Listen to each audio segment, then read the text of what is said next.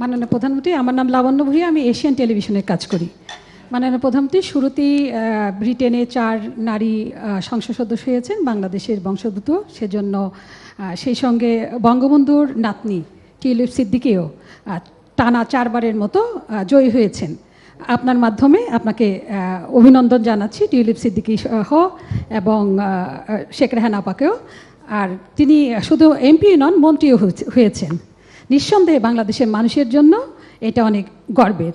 মাননীয় প্রধানমন্ত্রী, আপনি নিজেই বলেছেন বারবার যে আপনি নীলকণ্ঠ, আপনি সবসময় বিষ খেয়ে বিষ হজম করতে জানেন, যার কারণে সব সমালোচনাকে উপেক্ষা করি আপনি আপনার উন্নয়ন কর্মকাণ্ড করেছেন।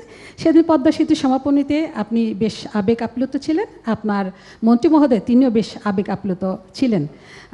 নিঃসন্দেহে দুর্নীতির বিরুদ্ধে আপনার যে অভিযান সবসময় প্রশংসিত। জঙ্গিবাদের যে উত্থান ছিল সেটা আপনি শক্ত হাতে দমন করেছেন।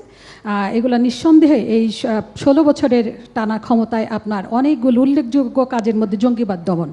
এখন দুর্নীতির নানা দিকে নানা সেক্টরে দুর্নীতি দেখা যাচ্ছে, দুর্নীতি নিউজগুলো আসছে, সেই ব্যাপারে কি আপনি সামনে আরও বেশি কঠোর হবেন কি না? আর আরেকটা হলো যে চীনের সাথে যে আপনি ফ্রি ট্রেড এগ্রিমেন্টে আমরা আসলে কি সুবিধা পেতে যাচ্ছি? ধন্যবাদ আপনাকে।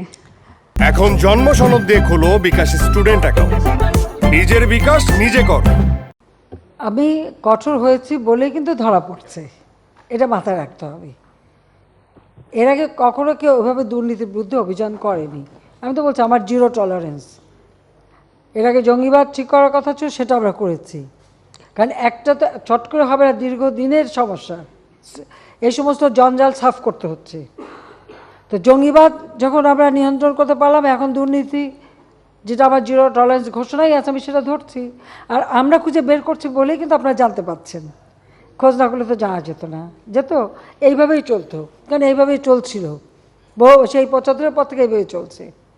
তো এখন আমরা এর বিরুদ্ধে ব্যবস্থা নিচ্ছি, আর যে ব্যবস্থা অব্যাহত থাকবেই, এখানে তো আর কোনো দ্বিধা নেই। আমি ওটা বিশ্বাস করি না যে আমি এটা ধরলেই একবারে আমার সরকারি ইমেজ নষ্ট হবে। নো, আমি এটা বিশ্বাস করি না। আমার দায়িত্বই হচ্ছে যে অন্তত এই যে সমস্ত অনিয়মগুলি আছে সেগুলি ধরে একটা জায়গায় নিয়ে আসা, দেশটাকে সুস্থভাবে নিয়ে আসা, সেটা আমরা করার পদক্ষেপ নিয়েছি।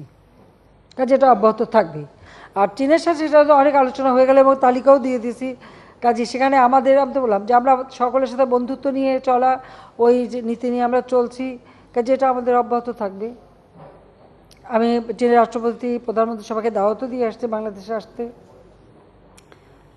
চীন নিয়ে তো আর কোনো প্রশ্ন আছে?